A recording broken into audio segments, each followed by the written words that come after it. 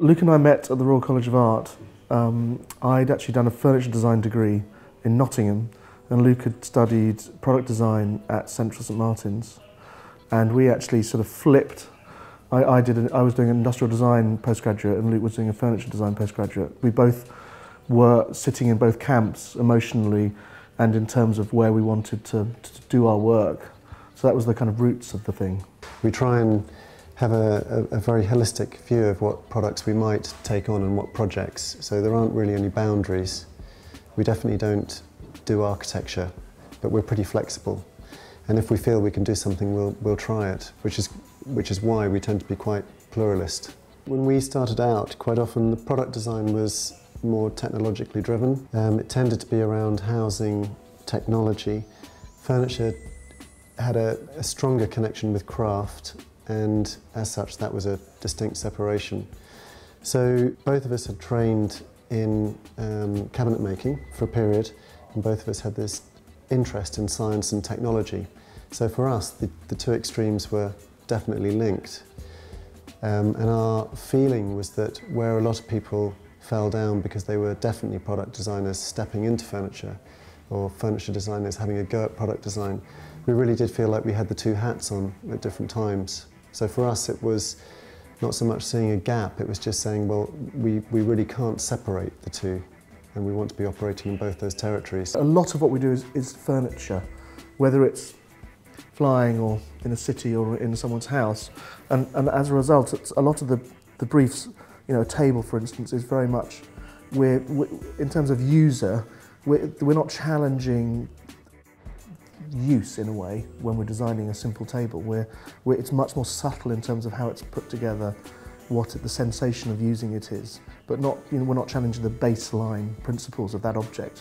One of the things that was very important to us was this idea of collaboration and the fact that two minds can in a way filter out the extremes, or grab hold of extremes, and it can work positively and negatively. I think one of the benefits of partnership is that we have themes running through the studio, intellectual themes and conceptual themes and research themes, and we kind of know where we pick up, you know, ideas that aren't always visual ideas, but they're ideas that inform the process from one project to the other.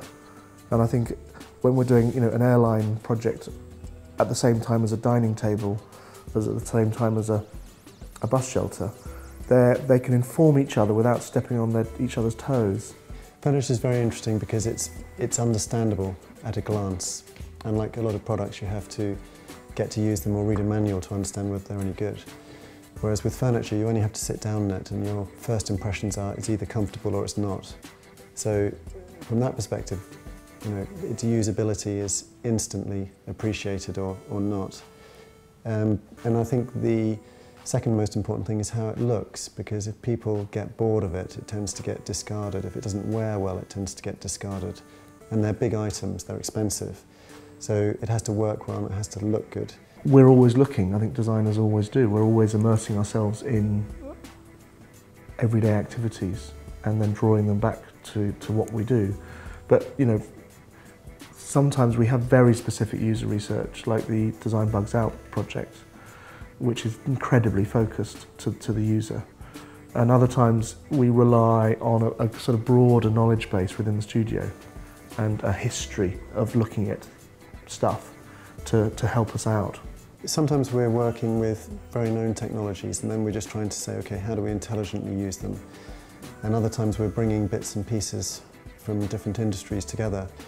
It takes an awful long time to build up an overview so that you can say, okay, well, that's okay, you know, we'll use that process and let's try and find another one here. I think recently the Cobi chair, of which we've got a model over here and a prototype here, that was very demanding in terms of the plastics technology, because it's using state-of-the-art technology and it's pushing that technology to the limit. So it wasn't so much a steep learning curve, it was just forcing us to design terribly carefully with a very, very talented bunch of engineers. We started off by looking at different structural rigs which had two primary focuses. One was the seat and one was the back. They'd already started working on a very rudimentary idea, which this is now developed into, which was the idea that individual fingers could support a surface far more accurately than a single structure or a mesh. People want dynamic change, and if I just sit down in the chair, it rocks back when I want to. If I put my leg down, the front of the chair will deform.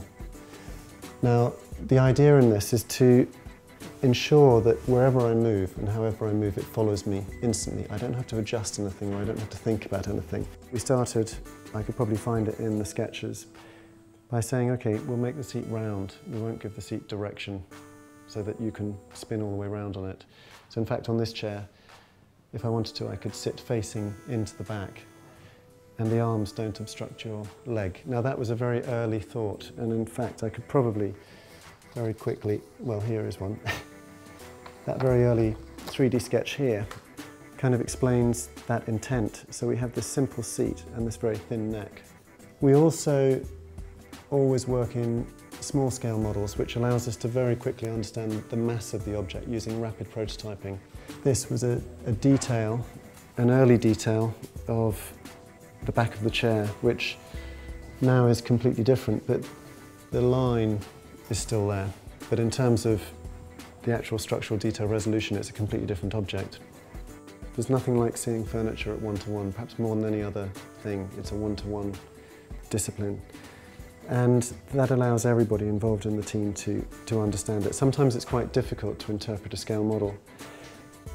It also allows us to look at the detail at the right scale and then judge things on a really fine detail level. This is the finished back, which is really quite similar. The design industry has been quite inward-looking.